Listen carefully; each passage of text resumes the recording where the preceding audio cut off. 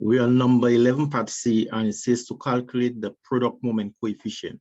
Specifically, it is the Pearson's, P-E-A, Pearson's product moment. Okay, it seems he's the statistician who pioneered this method of measuring correlation. Okay.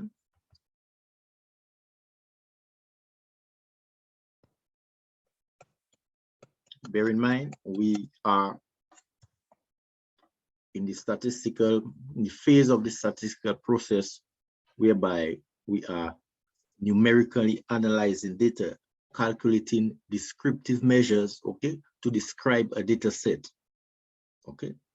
A descriptive measure is a value calculated in order to describe a data set. Yes, here it is.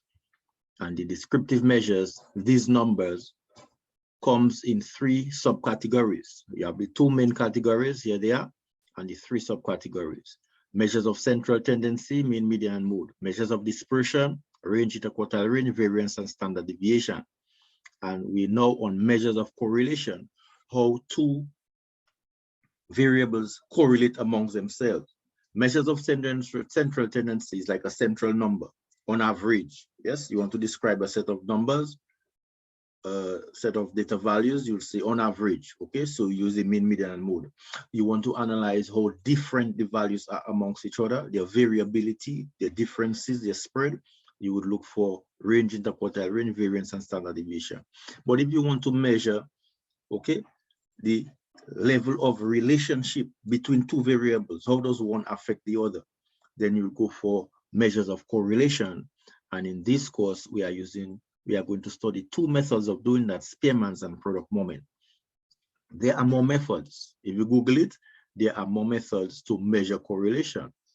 Okay, so you can just Google it, methods to measure correlation, and you will get other methods other than Spearman's and Pearson's product moment.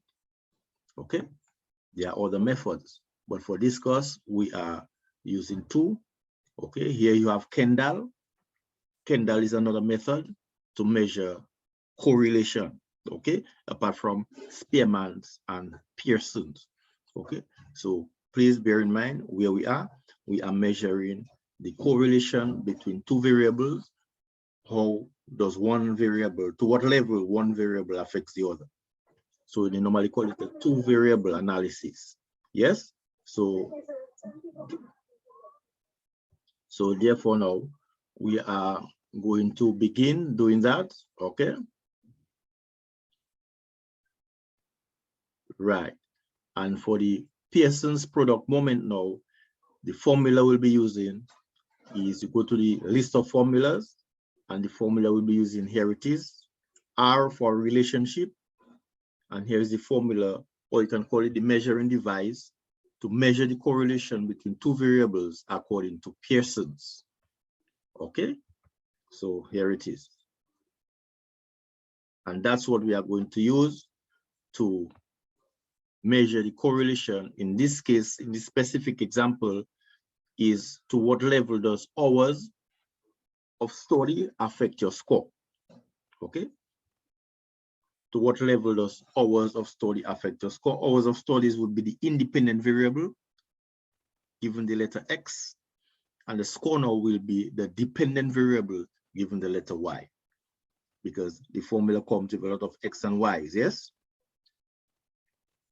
and logically, if you reflect a little bit, you will conclude that yes, your study hours has an impact, okay, on the score. The score depends on a certain level on your hours of study, but by how much?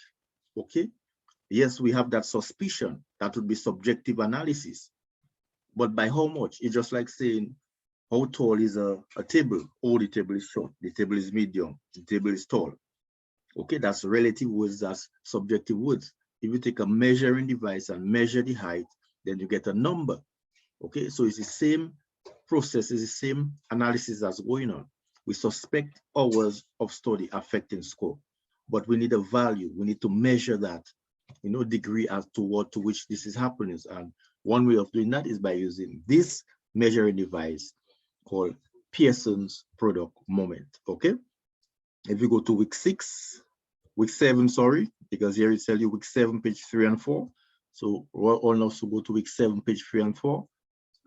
This is Spearman's.